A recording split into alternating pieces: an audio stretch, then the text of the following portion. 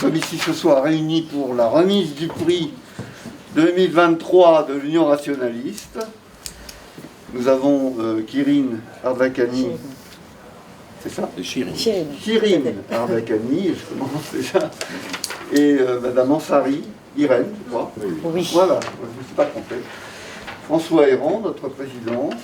Et donc je vais tout de suite donner la parole à François Héran qui va nous dire pourquoi nous sommes ici, comment, et quelles sont les raisons pour lesquelles nous avons décerné ce prix. Ensuite nous présenterons les deux collectifs et nous donnerons la parole donc aux représentantes, aux deux représentantes des collectifs qui ont été donc honorés cette année par le prix. Donc François Héran, je te laisse. Oui, merci. Alors nous sommes donc très très heureux d'accueillir en ce jour Madame Irène Ansari, coordinatrice de la Ligue des femmes iraniennes pour la démocratie, LFID, et Madame Shirin Ardakani, présidente du collectif Iran Justice, qui incarnent et soutiennent toutes deux le combat des femmes iraniennes. Alors, il est devenu courant, et cette tendance progresse dans le monde universitaire et sur plusieurs continents, y compris aux États-Unis, mais pas seulement, de postuler un antagonisme foncier entre les valeurs de l'Occident, qui seraient faussement universelles, et les valeurs traditionnelles des autres civilisations, qu'il s'agisse du monde slave, de la civilisation indienne, du monde musulman, des sociétés africaines ou amérindiennes. En mars 2022, par exemple, la Douma, le Parlement russe, a annoncé son retrait de la Convention européenne des droits de l'homme en annonçant qu'elle était contraire à sa conception des valeurs, arguant du fait donc que la conception occidentale des droits de l'homme était contraire aux valeurs de la Russie. Et fort heureusement, le Conseil de l'Europe a réussi à devancer ce vote de justesse en décidant d'exclure la Russie au motif que l'invasion de l'Ukraine avait violé les principes fondamentaux des droits de l'homme.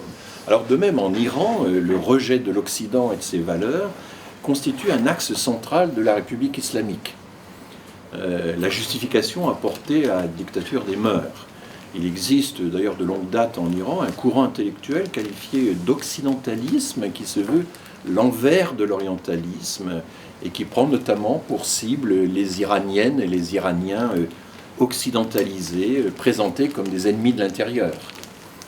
Et s'il est vrai qu'une partie de l'orientalisme occidental s'est mis au service de l'entreprise coloniale, comme l'a relevé Edward Said dans un essai fameux, dont il a lui-même récusé les lectures radicales, il reste que de très grands orientalistes, français ou européens, ont résisté à cette tentation et se sont donnés pour mission de développer des connaissances désintéressées sur les civilisations du monde et plus encore les interactions entre les différents mondes en présence. Je pense à de très grands auteurs comme Claude Cahn ou aujourd'hui Henri Laurence, par exemple.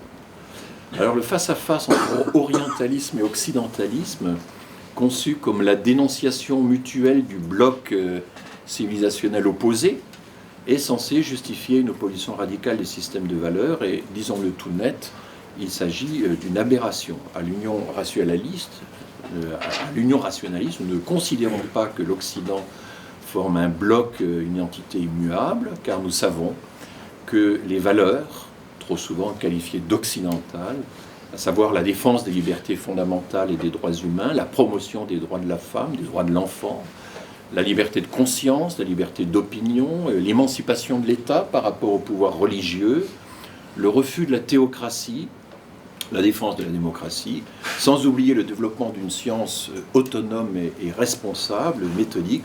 Nous savons, dis-je, que ce sont là des valeurs universelles qui justement ont été conquises de haute lutte. Ce n'est pas une émanation naturelle de l'Occident. Les libertés fondamentales, y compris en Occident, sont historiquement des conquêtes, des valeurs arrachées à l'Église, arrachées au pouvoir monarchique, aux censures, aux entraves de toutes sortes, à toutes les formes d'oppression et d'obscurantisme. Les valeurs universelles ne sont pas des valeurs occidentales nées en Occident et réservées à l'Occident.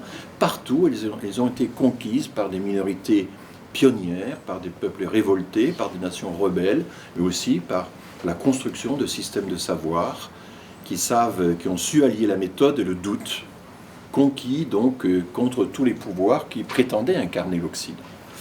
Donc pas plus que nous ne devons essentialiser l'Orient, nous ne devons donc essentialiser l'Occident. Aucune civilisation n'est propriétaire des valeurs fondamentales de liberté et d'égalité.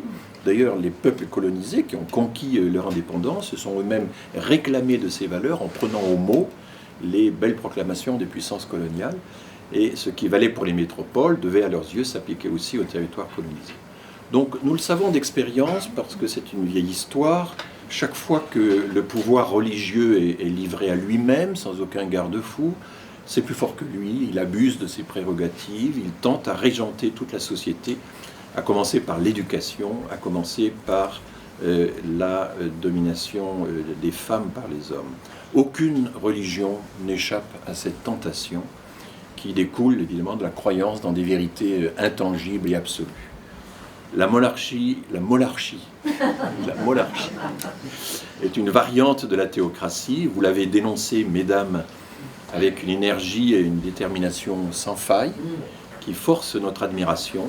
Mais vous en êtes consciente aussi, les forces que vous combattez disposent de moyens de coercition, de répression considérables. Elles recourent à la violence la plus exacerbée pour maintenir coûte que coûte leur pouvoir.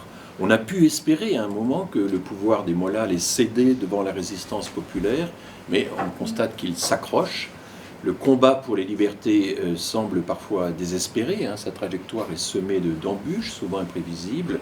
Et pour finir, je citerai les mots de Françoise Tulkens, une grande juriste belge qui fut vice-présidente de la Cour européenne des droits de l'homme. On lui demandait s'il fallait être optimiste ou pessimiste sur l'avenir des droits de l'homme. Il ne faut être ni optimiste ni pessimiste en matière de droits de l'homme, car ce sont des droits de vigilance. Je trouve que la formule est très belle, et c'est cette vigilance, mesdames, que vous incarnez. En vous décernant le prix de l'Union rationaliste, nous avions l'intention de vous honorer, mais c'est plutôt, je dois le dire, votre présence ici qui nous honore. Merci.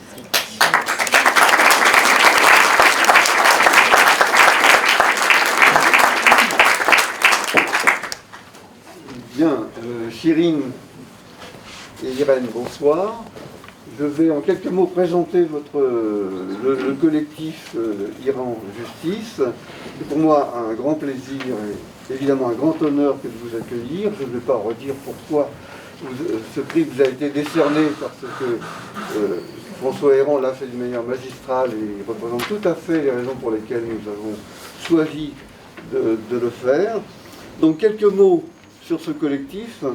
C'est un groupe non partisan de la diaspora iranienne, qui a été constitué suite au mouvement femmes.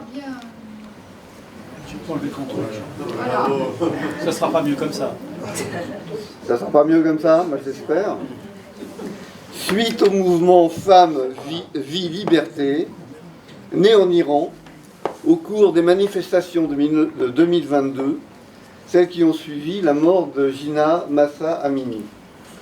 D'ailleurs, le terme Femme, vie, liberté, vous l'expliquez très bien, c'est un slogan kurde, persan ou les deux, peut-être kurde de Perse, qui signifie femme, vie, liberté, zan, zedegi, azadi. Voilà, je ne sais pas si je prononce bien.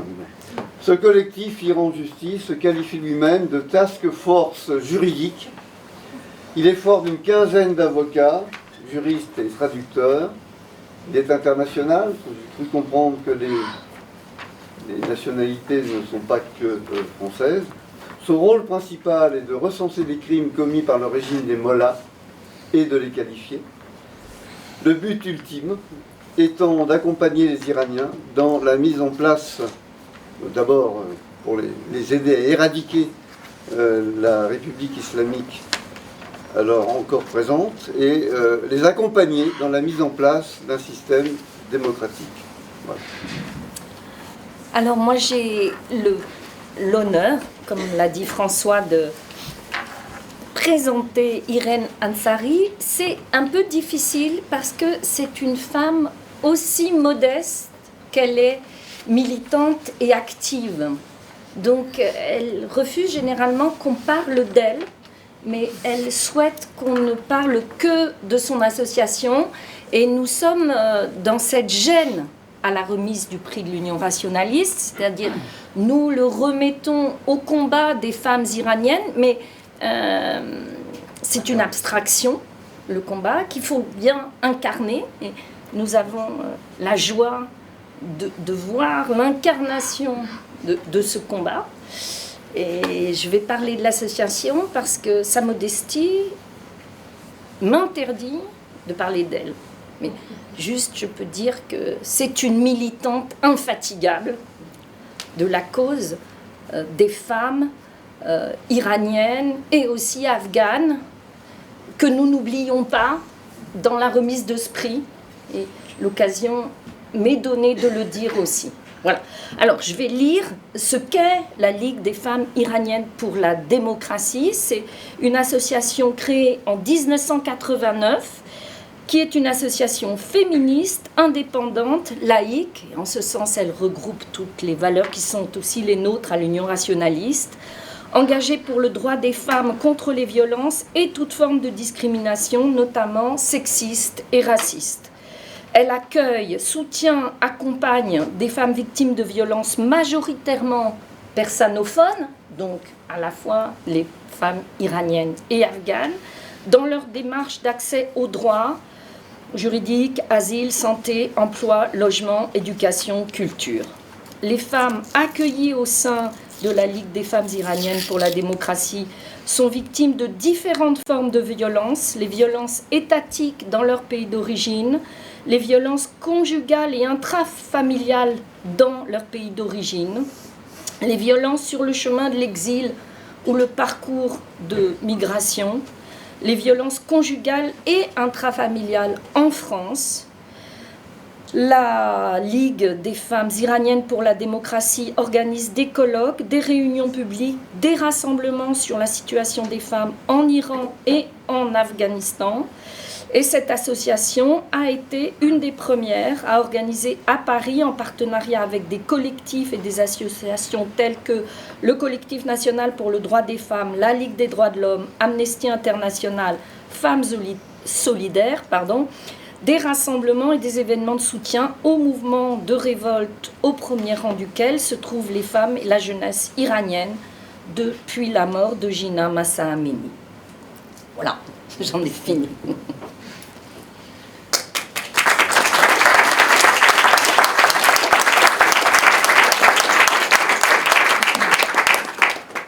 Voilà, nous vous invitons donc l'une et l'autre, dans l'ordre que vous souhaitez, de nous présenter donc, vos associations et votre activité, votre combat. Bonsoir à toutes et à tous.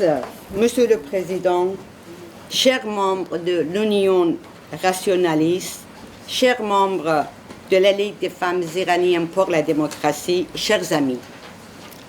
J'aimerais bien avant tout préciser que notre association a été créée par une femme exilée, Madame Akram Mirhosseini, que malheureusement nous a quittés il y a quelques années. Je suis honorée et émue de recevoir ce prix attribué conjointement à notre association Ligue des femmes iraniennes pour la démocratie et au collectif Iran Justice pour le soutien que nous apportons au combat des femmes en Iran.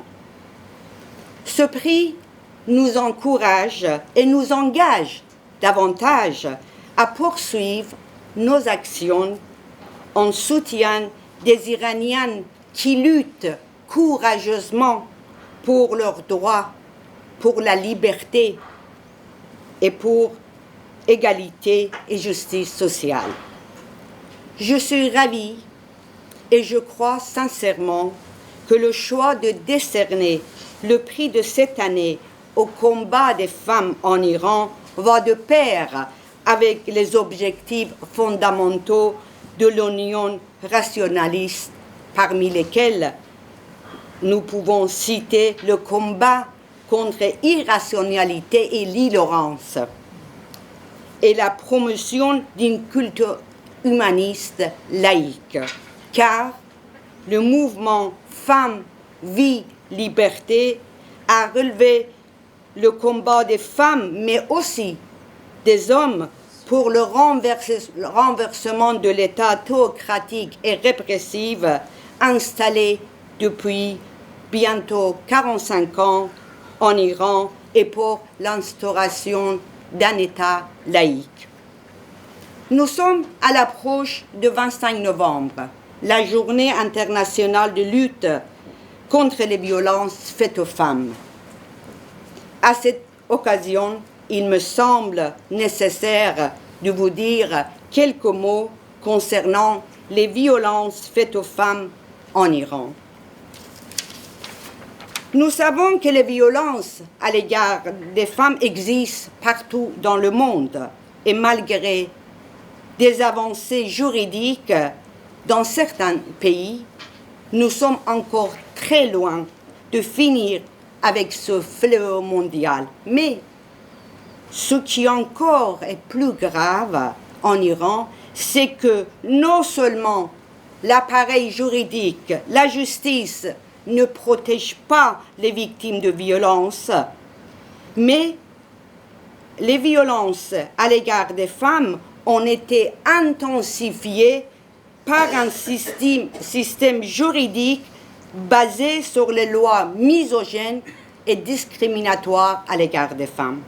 En une seule phrase, je ne vais pas prendre la soirée pour parler des violences qui subissent les femmes en Iran tous les jours. En une seule phrase, les femmes en Iran sont victimes de violences étatiques, et structurelles et systématiques. L'assassinat de Gina Mahsa Amini et Armita Grandvan, sur lequel je viendrai, par la police des mœurs et son remplaçant Hijaban est un symbole et un signe évident de la violence systématique du régime iranien contre les femmes. Cependant, les femmes en Iran luttent depuis des années contre toutes ces formes de violence qui subissent tous les jours. Elles luttent pour l'égalité et la justice sociale. Le mouvement Femmes, Vie, Liberté est la continuité de leur combat depuis 4 décennies. Vous avez bien sûr suivi de près les événements qui ont secoué l'Iran à la suite de l'assassinat étatique de Gina Mahsa Amini. Toutefois, permettez-moi d'y revenir, car le mouvement Femmes, Vie, Liberté a une place importante dans l'histoire du combat contemporain des femmes et des peuples iraniens. J'ai bien dit des peuples iraniens, car Iran est un pays multipeuple. Il y a des Fars, des Kurdes, des Turcs, des Baloutches, des Arabes, des Turkmènes. Ce sont des peuples qui ont été réprimés sous le régime de Shah et continuent de l'être par le régime actuel d'une façon encore plus violente et systématique. Revenons sur les faits à l'origine du mouvement de Femmes, Vie, Liberté. Vous le savez, vous avez dû suivre, mais j'aimerais bien de revenir sur ce qui s'est passé en septembre 2022 en Iran. Le 13 septembre, Gina, jeune femme kurde en visite à Téhéran, est arrêtée et frappée par la police des mœurs pour une mèche de cheveux dépassant de son voile. Elle tombe dans le coma et décède le 16 septembre à l'hôpital Kasra à Téhéran. Le soir même, des centaines de personnes se rassemblent devant l'hôpital et protestent vivement contre le régime. Malgré la pression des autorités iraniennes, la famille de Gina Mahsa dénonce courageusement ce crime commis par la police des mœurs. Une vague de protestations surgit du Kurdistan qui a une longue histoire de lutte contre ce régime théocratique, répressif et centralisé. Et de faire rapidement sur toutes les villes du pays au cri de femme, vie, liberté, Jin, Jian, Azadi, femme, Zan Zindagi Azadi, et slogan de lutte des femmes au Rojava. Vous avez vu sûrement, les femmes, en brûlant leur voile, ont ému la communauté internationale et provoqué un élan de solidarité inédit. Il faut rappeler que le porte-voile imposé par ce régime religieux aux femmes en Iran n'est pas un simple tissu sur la tête, c'est un outil de contrôle du corps des femmes. Si il est indéniable que les femmes et les jeunes filles se trouvaient au premier rang de ce soulèvement, il faut souligner que nous étions face à une révolte populaire à laquelle femmes, hommes, adolescents participaient au risque de leur vie. Cette fois encore, la force de police, les gardiens de la révolution, les passarans, les milices n'ont pas hésité à tirer à balles réelles ou avec des flashballs sur les manifestants. Des manifestants, ils l'ont arrêté massivement. Vous avez dû entendre, on n'a pas encore le chiffre exact, mais nous, les estimations font état de moins de 600 tués, parmi lesquels plus de 75 enfants, des milliers de blessés et des dizaines de milliers d'arrestations.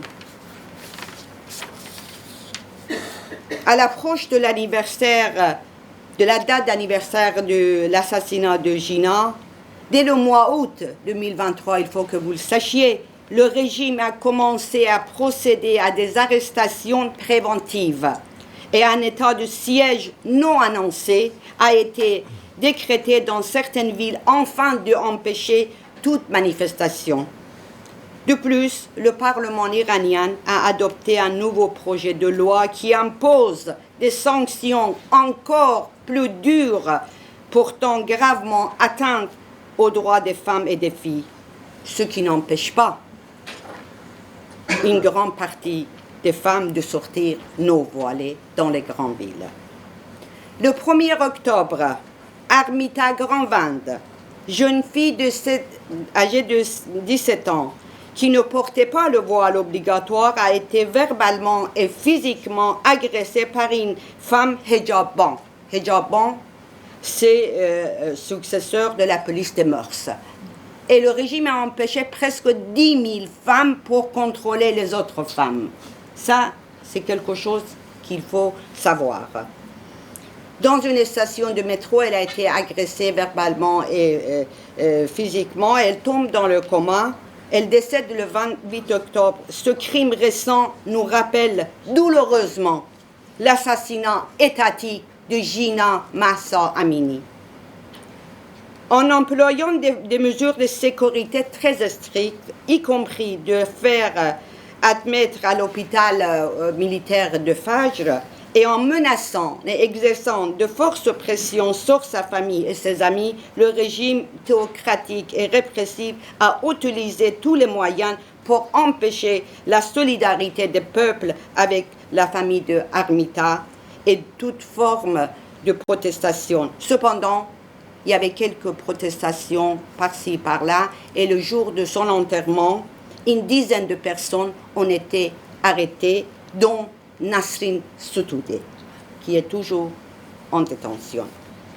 Permettez-moi de partager avec vous une pensée émue et solidaire envers les familles des victimes et envers toutes les prisonnières et prisonniers politiques en Iran.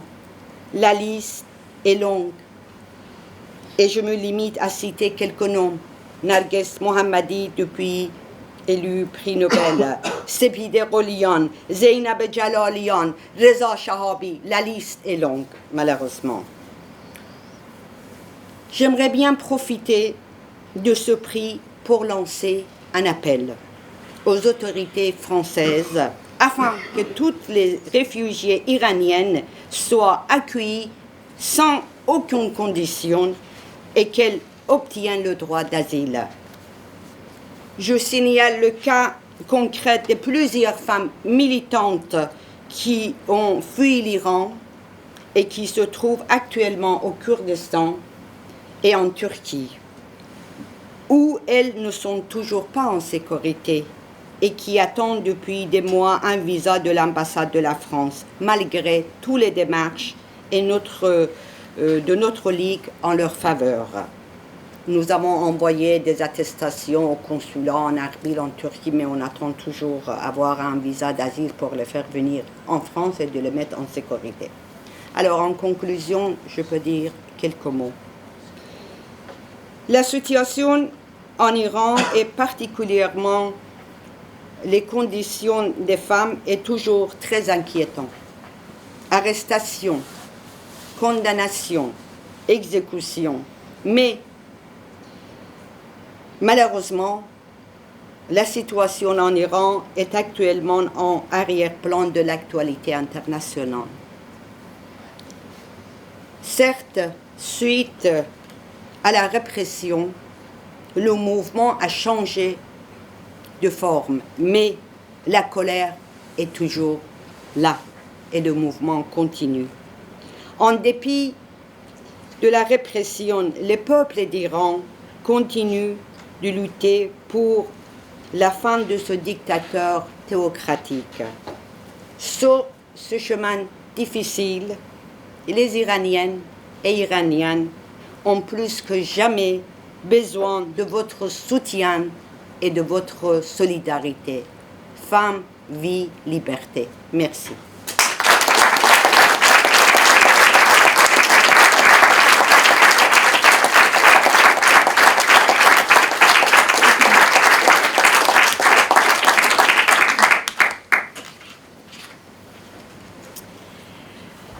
Alors, évidemment, passer après Irène est quelque chose d'assez difficile et je vais essayer d'en être digne. Monsieur le Président, mes chers amis, j'ai écrit un texte. J'espère qu'il ne sera pas trop lyrique, mais en tout cas, c'est la façon la plus directe que j'ai trouvée pour exprimer cette année de lutte, ma lutte que je partage avec mes amis et camarades d'Iran Justice. Le 8 novembre, à l'aube d'un jour nouveau, retentissait partout dans le monde libre le pouls d'une patiente pas tout à fait ordinaire. À quelques milliers de kilomètres de nous, les appareils de l'hôpital central de Téhéran battaient la mesure des pulsations d'une vie humaine après qu'on y ait semé une année durant la mort. De mémoire d'homme, jamais on n'eût eu aussi peur pour la santé de la dissidente et prix Nobel de la paix Narges Mohammadi. La frayeur d'abord pour cette militante téméraire tout juste transférée de la prison la plus sécurisée du pays après 4 jours de grève de la faim. L'admiration ensuite, car ce matin-là, au péril de sa vie, elle venait d'arracher une victoire inédite au pays des mollahs. Debout et digne, elle s'était dressée devant ses bourreaux et leurs odieux chantages aux soins. Le voile ou la mort, lui répétait inlassablement ses geôliers. Pour Narges Mohammadi, ce sera ni l'un ni l'autre. Elle a choisi la vie, toute la vie, quitte à y laisser un petit peu de la sienne. Sa détermination eut finalement raison de ses bourreaux qui, las, la transportaient fragile et puissante, là où on soigne, là où on répare les vivants. Au premier examen, sous escorte, entravée dans chacun de ses mouvements, mais pourtant si libre, car ce matin-là, Narges se rendait à l'hôpital les cheveux au vent. Elle regagnait aussitôt sa cellule et elle dira « Jusqu'à l'abolition de la loi portant obligation du hijab, en l'honneur de Gina Mahsa Amini, d'Armita Garavand et de toutes les filles et femmes d'Iran, tuées pour leurs mèches de cheveux, je continuerai à marcher la tête découverte et vous, gouvernement religieux tyrannique d'Iran, vous tremblerez à la vue des femmes sans voile. » La lutte de Narges et du peuple iranien contre l'ordre tyrannique, obscurantiste et misogyne nous est familière. Elle fait partie de notre histoire, c'est le récit universel pour le progrès et pour la raison, contre la superstition, contre les tyrans, qu'ils soient d'ailleurs coiffés d'un diadème ou d'un turban. C'est celui de la lutte contre le parti clérical, contre le parti religieux et son instrument le plus réactionnaire et le plus vicieux, la loi religieuse. Qui de plus qualifié que les juristes pour combattre les effets des lois injustes, certes quand les juristes ne les ont pas écrites? Qui d'autre encore que les juristes pour porter l'accusation, pour établir la responsabilité de ceux en Iran, au nom de Dieu, qui ont tué, violé, éborgné, enlevé, emprisonné, pendu en toute impunité? Qui pour saisir la justice lorsque les droits humains inaliénables sont violés, au nom de Dieu, encore, par les tribunaux révolutionnaires des mollahs bouchers? Est-il seulement possible pour nous, juristes, d'inventorier méthodiquement les crimes de la République islamique d'Iran, de les classer par typologie, de tenir en quelque sorte une comptabilité rationnelle de la mort, sans perdre nous-mêmes en humanité? Ne devrions-nous pas prendre garde, pour paraphraser un célèbre philosophe, dans notre combat contre les monstres, à ne pas le devenir nous-mêmes? Aussi, je voudrais remercier mes amis, mes camarades de lutte, Mona, Alice et Frédéric, mes collègues d'Iran Justice qui se trouvent dans la salle, qui s'impliquent avec autant de dévouement, de conviction, en humanité avec leur sensibilité, dans l'entreprise difficile, il est vrai, dans laquelle nous nous sommes lancés. Mais je veux aussi remercier nos camarades de lutte qui ont dédié toute leur force et toute leur énergie à ce combat. Ils sont aussi ici.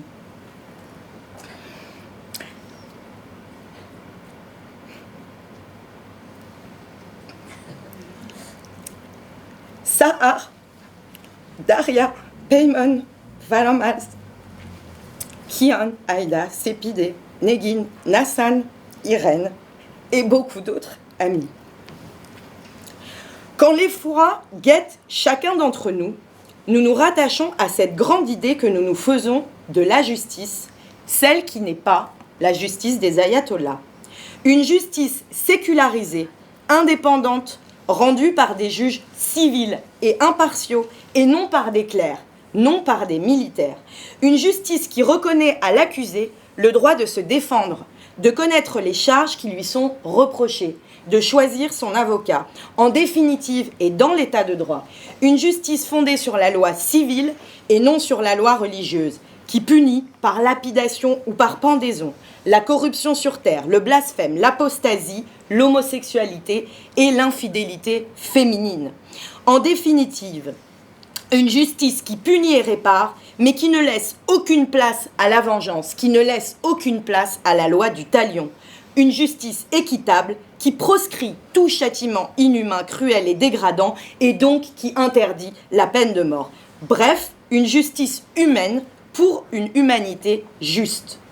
Alors, affairés à notre petite tâche de citoyens, chacun à notre place, avec nos disciplines, nous nous rappelons que si la loi tyrannique est une arme n'est rien par elle-même, elle n'existe que par la main qui la saisit et la nourrit. Et cette main, celle que Narges Mohammadi appelle le gouvernement religieux autoritaire. Et cette main, il faut évidemment l'anéantir, comme le disait en son temps le plus vigoureux défenseur de la laïcité. Alors, certes, Victor Hugo n'était pas avocat, il avait d'autres qualités, et c'est en tout cas de lui qu'on tire le plus éloquent plaidoyer contre le parti religieux et contre la théocratie en général. Les mots d'Hugo auraient pu être ceux du peuple iranien en lutte contre la dictature milito-religieuse de l'ayatollah Khamenei. Lui, qui refusant de voter l'abandon de l'instruction publique à l'ordre religieux et moral, haranguait ses collègues de l'Assemblée nationale. Je vais donc vous donner lecture. Je m'adresse ici au parti clérical, je le sens un peu partout, il a l'oreille fine, il m'entendra. Je ne veux pas vous confiez l'enseignement de la jeunesse, l'âme des enfants, le développement des intelligences neuves qui s'ouvrent à la vie, les générations nouvelles, c'est-à-dire l'avenir. Votre loi, la loi de Dieu, est une loi qui a un masque. Elle dit une chose, mais elle en ferait une autre. C'est une pensée d'asservissement. Vous êtes, vous le parti clérical, non les croyants, mais les sectaires d'une religion que vous ne comprenez pas. Vous êtes les metteurs en scène de la sainteté. À qui en voulez-vous donc? Je vais vous le dire. Vous en voulez à la raison humaine. Pourquoi? Parce qu'elle fait le jour. Nous connaissons le parti clérical. C'est celui qui monte la garde à la porte de l'orthodoxie. C'est lui qui tient pour vérité l'ignorance et l'erreur. C'est lui qui a persécuté Harvey pour avoir prouvé que le sang circulait. De par Josué, il a enfermé Galilée. De par Saint Paul, il a emprisonné Christophe Colomb. Découvrir la loi du ciel était une impiété. Trouver un monde était une hérésie. Qui que vous soyez, qui vous appelez le parti catholique ou qui êtes le parti clérical, nous vous connaissons.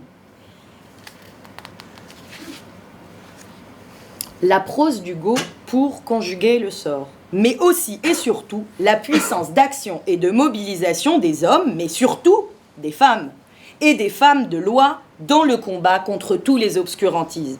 Dans la grande histoire des luttes, les avocats et de leurs confrères ont souvent mené la charge contre les ordres réactionnaires, cléricaux et patriarcaux. Les Iraniennes Shirin Ebadi, Nasrin Sotoudeh et la franco-tunisienne Gisèle Halimi se sont érigées à l'unisson contre les lois de domination, les lois patriarcales qui infériorisent les femmes, les discriminent, leur refusent leurs droits économiques, sociaux, patrimoniaux et familiaux. Dans les tribunaux, mais aussi dans la société, les avocates ont toujours bataillé, argumenté, plaidé pour abolir les lois injustes, les lois qui entravent, qui enferment économiquement, qui enferment socialement les femmes. Mobilisées dans leurs sections syndicales, dans leurs associations, dans leurs mouvements de solidarité qu'elles ont créés, qu'elles ont dirigés, elles ont œuvré à l'émergence d'une conscience. La conscience de la femme enfermée, niée dans sa sexualité, éloignée de la décision politique, écartée du pouvoir économique et soumise à la loi du mari, du frère, dépossédé de son corps. En 2009, à l'appel de l'avocate et prix Nobel iranienne Shirin Ebadi, les Iraniennes rassemblaient plus d'1 million de signatures pour abolir les lois discriminatoires. Les lois religieuses en Iran, comme parfois ailleurs, postulent que la vie d'une femme vaut moitié moins que celle d'un homme, qu'elle hérite moins que son frère, qu'elle peut être donnée à marier dès 9 ans, que son témoignage vaut moitié moins que la parole d'un homme. En 2019, ce sont encore les Iraniennes, les mères, cette fois, qui demandaient justice pour leurs morts. 1500 manifestants, dont la plupart étaient leurs fils, leurs filles, étaient froidement abattus en 3 jours par les milices de Khamenei. En 2020, ce sont les actrices, les comédiennes iraniennes, qui dénonçaient dans un exceptionnel mouvement de libération de la parole, inédit au pays des mollahs, les violences sexuelles dans le milieu pionnier du cinéma iranien. Et pour finir, comment oublier que c'est pour une mèche de cheveux découverte, un cheveu de jeune femme, la jeune Gina Mahsa Amini, que les braises révolutionnaires se ravivaient de nouveau à l'automne 2022. Alors que nous nous trouvons entourés ce soir de la société savante, nous nous souviendrons qu'en toutes époques et en tout lieu, les femmes se sont emparées des sciences humaines pour arracher leur émancipation. Bien des livres sacrés, des plus misogynes d'ailleurs, furent écrits non par Dieu, mais par des hommes de loi. George Sand et ses camarades se battaient ainsi contre ce qu'elles avaient baptisé l'infâme Code civil, dont l'éminent rédacteur, le professeur Portalis, disait en guise d'introduction « L'obéissance de la femme est un hommage rendu à celui qui la protège ». Comment résister alors que nous nous trouvons dans ce temple de la connaissance, qu'est le Collège de France, à rappeler que pendant des siècles, la doctrine scientifique, pour paraphraser une immense historienne qu'est Michel Perrault, la doctrine scientifique n'a défini la femme tout entière que dans son appareil d'engendrement, son utérus. Aussi, pour la société savante, comme pour les clercs, pendant longtemps, ce fut mulier in utero. Française, iranienne, afghane ou que sais-je, on a donné la femme en mariage. Parfois on la donne encore, on la prend, on la possède. À l'aune du combat des Iraniennes, on se rappellera que la laïcisation du droit est une conquête du féminisme. À la sainte trinité mortifère, loi, société, Dieu, les Iraniennes puissantes et organisées ont substitué leur devise. Et elle résonne familièrement avec la nôtre, femme, vie, liberté, liberté, égalité, fraternité. Dans leur entreprise, elles ont déployé tous les talents, tous les arts. Golro Iraï, écrivaine censurée, a payé de sa liberté d'avoir fustigé la lapidation dans un roman qui ne verra jamais le jour. Dans la sinistre prison d'Evin, à ses côtés se trouve la couche de Sadigé Vasmari, théologienne, poétesse iranienne, qui a renoncé au voile obligatoire après l'avoir honoré toute sa vie durant, en solidarité avec celle tombée pour le voile. Ne vous inquiétez pas pour moi, occupez-vous de l'Iran, les rassure leur codétenu, Bahoré Edayat, après avoir rompu sa 3e grève de la faim pour exiger la libération de tous les prisonniers d'opinion en Iran. Entre les barreaux froids de la prison politique, s'est donc érigée la Cité des Dames, imaginée par Christine de Pisan, la première de toutes les féministes. Elle, qui, s'adressant aux générations futures, eût dit « L'histoire enseigne que le royaume d'Amazonie fut autrefois établi grâce à l'initiative de nombreuses femmes, fort courageuses, qui méprisaient la condition d'esclaves. Ainsi, ma chère enfant, l'édifice dont tu as la charge de construire et que tu bâtiras sera bien plus forte. Je te fournirai un mortier résistant et incorruptible afin que tu fasses de solides fondations et que tu lèves tout autour des grands murs. » Narges Mohammadi, Sepideh Gholian, Bahoré Edayat, Zeynab Jalalian. Elles sont aujourd'hui derrière des murs, les murs de la prison politique. Christine de Pisan, Gisèle Halimi, Michel Perrault, elles forment toutes la grande cité des dames, cette porte d'entrée dans le royaume de l'égalité entre les genres, entre les sexes. Dans leur lutte, elles sont aidées de leurs frères, le peuple iranien. Indocile à son sort, plusieurs fois s'est soulevé. Dans les rues, des rassemblements se sont formés avant d'être réprimés dans un bain de sang. Cette foule criarde, si étonnamment passée à côté de son cri, comme cette ville à côté de son mouvement. C'est Aimé Césaire, le révolté. Alors, le peuple iranien, est-ce qu'il est, encore une fois, passé à côté de son cri, à côté de son mouvement? Comment ne pas voir dans ce cri étouffé, sous le poids du plomb et du bâton, quelque chose qui inquiète? La lutte iranienne sera-t-elle un jour victorieuse? 150 ans de lutte mortelle pour la liberté, sans un seul jour de liberté. Trouverons-nous dans le livre de la guérison du médecin et philosophe persan Avicenne les remèdes aux maux qui rongent l'humanité? Lui qui disait que le temps fait oublier les douleurs, qu'il apaise la colère et étouffe la haine, de sorte que le passé n'eût jamais existé. Mais comment se résoudre à oublier le passé et avec lui la mémoire des jeunes manifestants dont la vie a été injustement volée? Gina, Addis, Kian, Aïda, ils sont nos morts, les morts de l'humanité tout entière. Ils n'avaient pas 30 ans. Mohammad Mehdi Karami avait tout juste 20 ans lorsqu'il dit à son papa « J'ai reçu le verdict, je suis condamné à mort, mais ne dis rien à maman. Il sera exécuté à l'aube du jour d'après. » Il suivra Majid Reza Ravana qui dit avant d'être pendu « Ne pleurez pas sur ma tombe, ne lisez pas le Coran, dansez et chantez et soyez joyeux. » Après une année entière où la République islamique d'Iran a pendu chaque jour à l'aube, avant la prière, le soleil s'est rendu complice des bourreaux. Jamais nous n'oublierons nous pardonnerons, peut-être. Tous, nous ferons en sorte que justice soit rendue dans les tribunaux, dans les urnes, pour les gens et pour l'histoire. Et pour se remémorer toujours le prix de la liberté et des sacrifices qu'elle demande, il y a les prix, il y a les distinctions, et bien sûr, il y a les artisans des causes justes. Aussi, au nom d'Iran Justice, mais plus largement des associations iraniennes mobilisées, je voudrais remercier l'Union rationaliste qui nous fait l'honneur de nous attribuer ce prix, car votre combat pour la raison est le nôtre, c'est aussi celui des Iraniens. Et je voudrais terminer avec ce texte, qui est celui d'Avicenne, qui nous dit « Il est tombé vers toi, du lieu suprême, une colombe de couleur cendrée, invisible à l'œil même du savant, et pourtant elle était dévoilée, elle n'était pas couverte de la burqa. Elle s'assoupit, et alors, le voile s'étant soulevé, elle vit ce que ne perçoivent pas les yeux endormis. » Voilà, alors j'espère ne vous avoir pas endormi et j'espère que c'est éveillé que nous poursuivrons ensemble ces combats.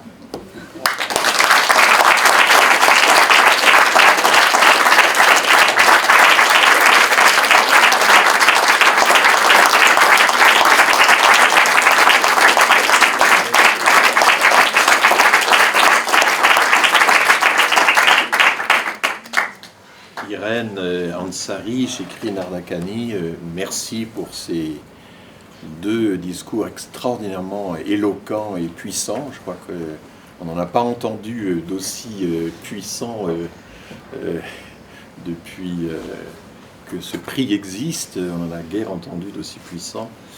Alors, il y a une tradition, c'est qu'il peut y avoir un dialogue avec le public. Il y a des questions.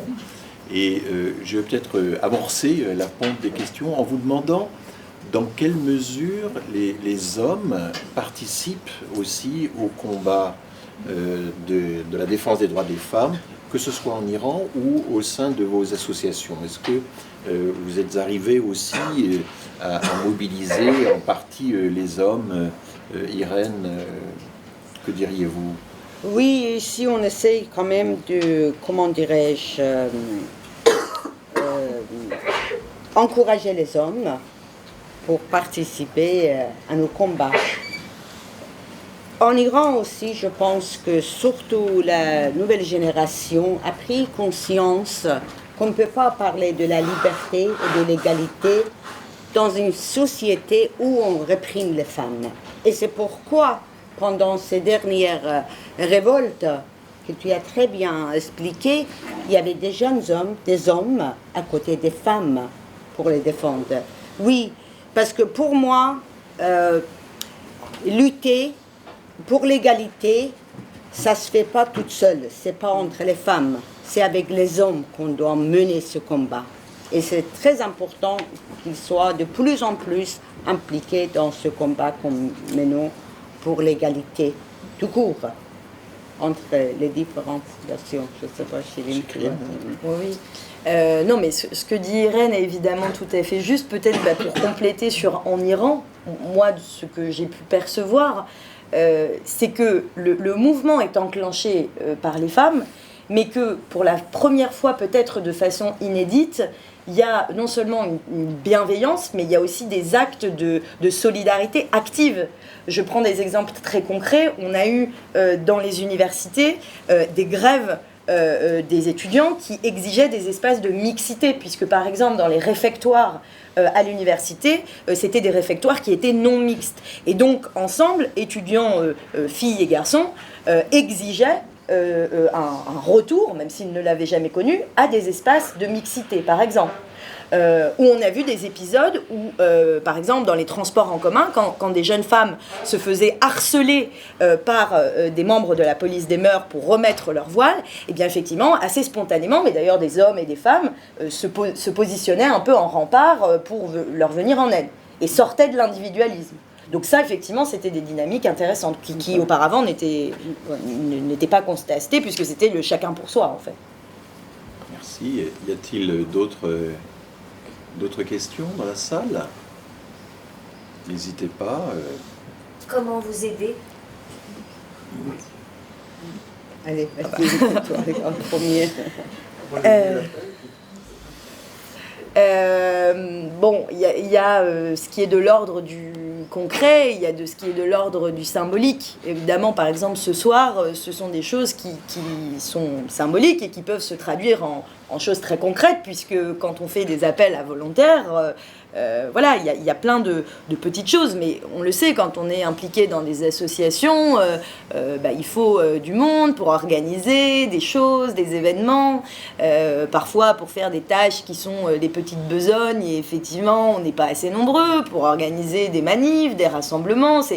Bon, il y a des choses qui sont de l'ordre du très concret, et puis il y a des choses qui sont de l'ordre des moyens humains, financiers, puisque, voilà, bon, évidemment, on est une équipe de juristes, on fait comme on peut, mais effectivement, nous ne sommes pas des militants professionnels et nous n'avons pas vocation à le devenir.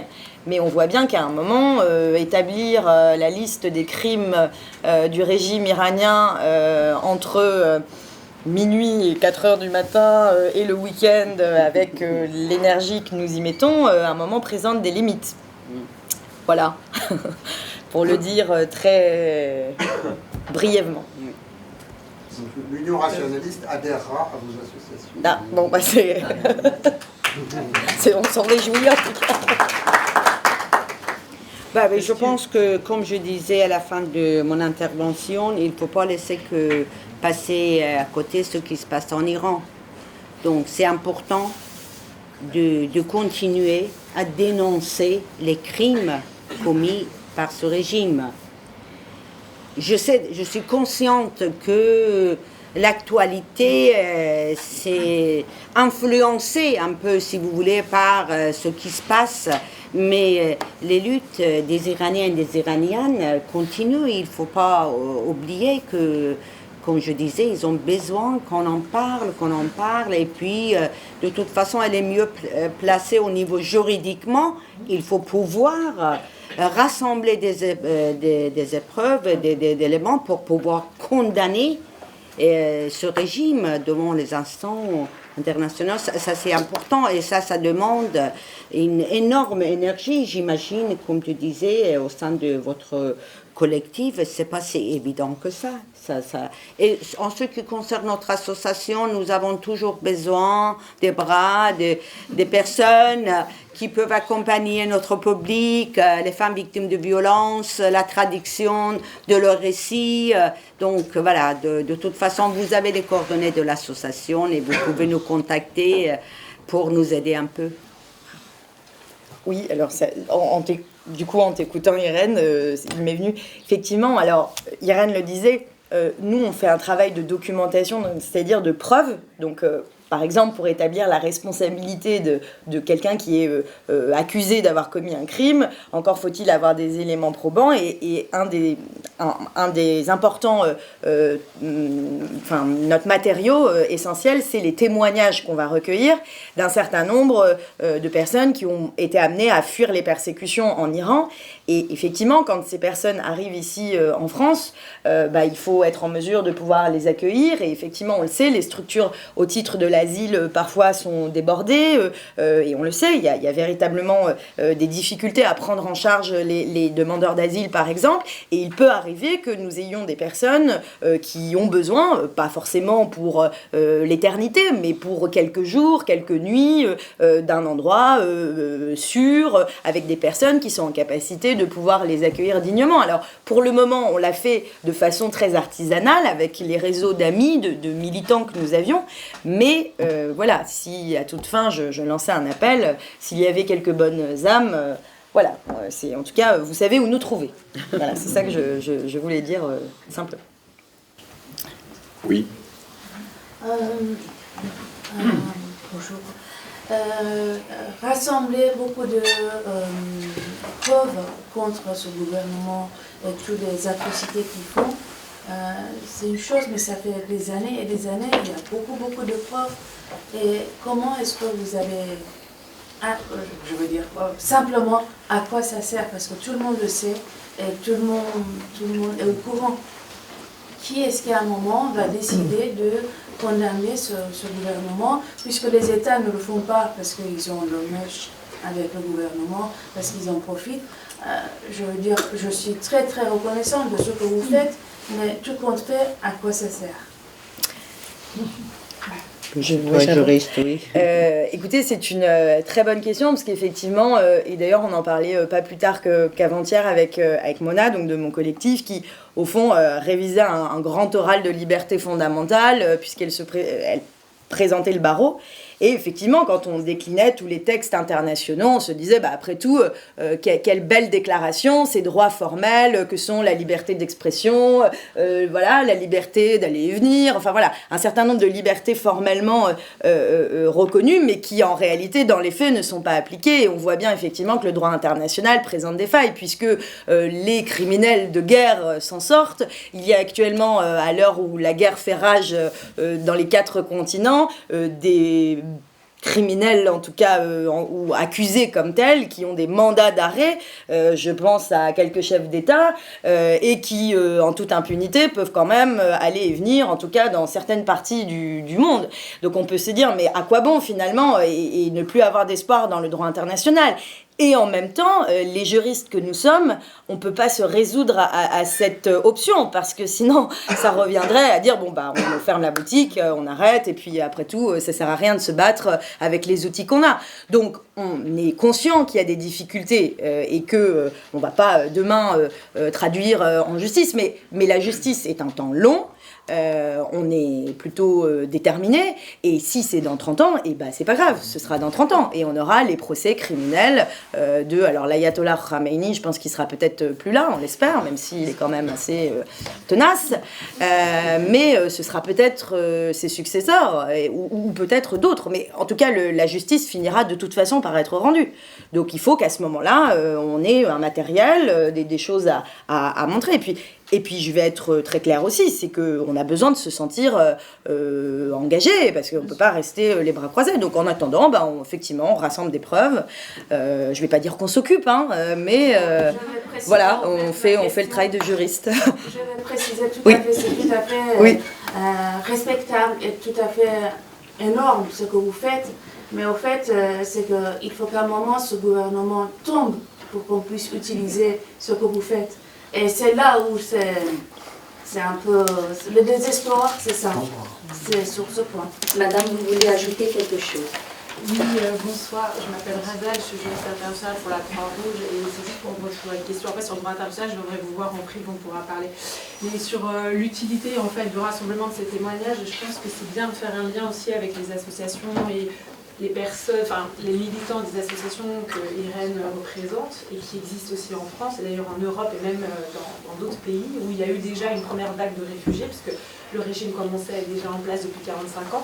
Donc il y a eu déjà des vagues successives de réfugiés politiques, il y a eu des vagues de migration, et il y a eu toute une documentation, comme vous le soulignez justement, qui existe déjà. Donc en fait, là où ça sert, c'est de consolider notre connaissance sur les crimes du régime commis depuis déjà 45 ans et même bien avant, et de pouvoir notamment les aider dans les demandes d'asile, que ce soit en France ou que ce soit ailleurs. Donc c'est hyper important que ce travail de documentation soit fait, déjà en France au niveau de tout le lien qui existe avec les organismes comme l'OPERA ou d'autres organismes pour pouvoir accueillir ces personnes qui demandent l'asile.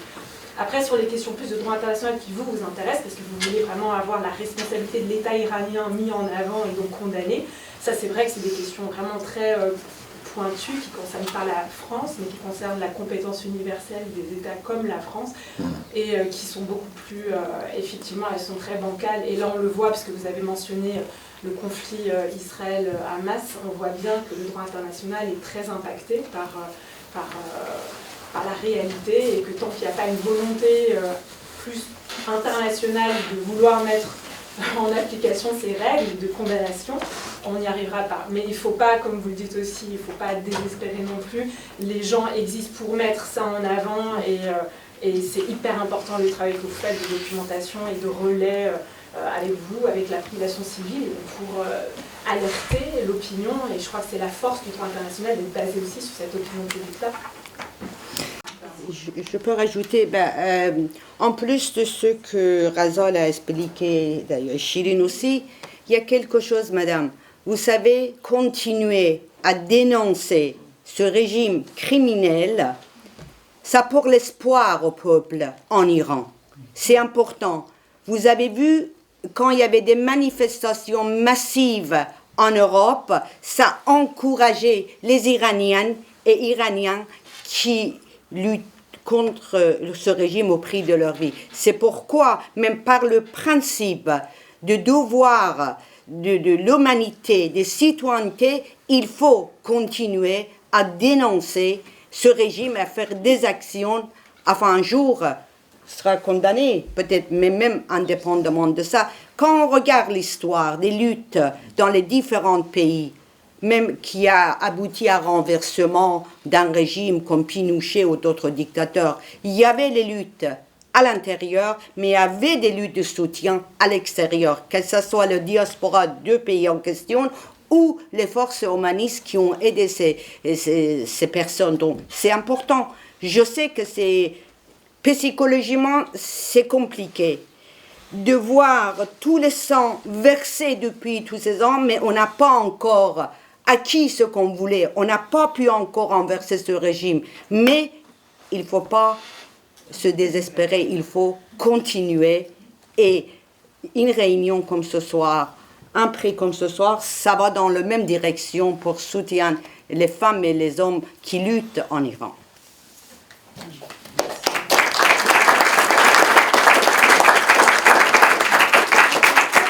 Je voudrais peut-être rajouter quelque chose, c'est qu'il y a dans cette salle un nombre de militants et de militantes qui font un travail incroyable et qui ne prennent pas toutes et tous la parole, mais si certaines ou certains voulaient le faire, c'est le moment. Nous irons tout à l'heure boire un coup au 4e, et vous êtes invités à venir échanger avec nous, mais si certains d'entre vous, par exemple Safoura, je pense au travail que tu fais silencieusement depuis des années, ça me fait pleurer, mais voilà, je sais qu'il y a parmi vous, et je trouve cette assemblée très émouvante pour cela.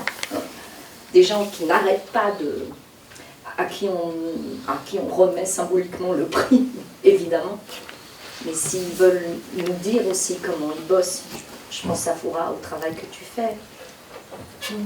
Merci beaucoup, Emmanuel. Pendant des années, j'ai eu l'honneur de travailler avec Iran sur des différents dossiers, surtout pour la traduction des biographies des femmes exilées, particulièrement iraniennes et afghanes. Et c'était vraiment un travail passionnant. Le problème, c'est qu'il fallait beaucoup taper, beaucoup écrire, et j'ai eu des problèmes aux yeux, je n'ai pas pu continuer là. Mais si vous avez d'autres choses, en ce moment, je travaille depuis quelques années avec les CADA de Paris. Donc je suis interprète, mais interprète orale, tout simplement. Donc c'est des juristes, ce sont des juristes qui reçoivent les femmes exilées, et je suis l'interprète des Afghanes et des Iraniennes. Et évidemment, c'est passionnant parce que chaque vie, enfin vous le savez, c'est pas beaucoup, chaque vie est un drame. C'est absolument incroyable tout ce que vous lisez dans les journaux, tout ce que vous entendez, c'est rien à côté de ce que ces femmes ont vécu. Rien que pour traverser de l'Afghanistan, de l'Iran jusqu'à venir ici. C'est horrible parfois, elles ne peuvent même pas le raconter tellement c'est effrayant. Donc je fais, vraiment c'est rien, travail d'interprétation, mais si vous avez, Iran le sait, si vous avez d'autres choses à me proposer que je puisse faire, je le ferai avec plaisir. Et je tiens absolument. Alors, ma chère Safoura Clément, c'est une bénévole de notre association. Elle était à nos côtés toujours et surtout dans les moments difficiles. Que ce soit la traduction des récits, même pour les dossiers de demande de subvention, tu te souviens? Il y avait...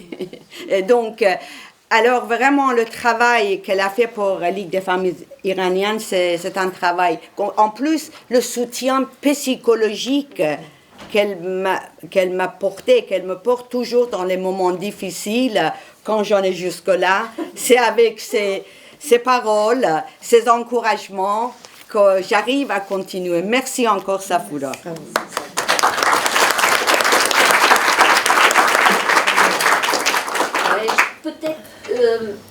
on a la chance aussi d'avoir dans la salle Martine Lombard, qui est une éminente juriste française.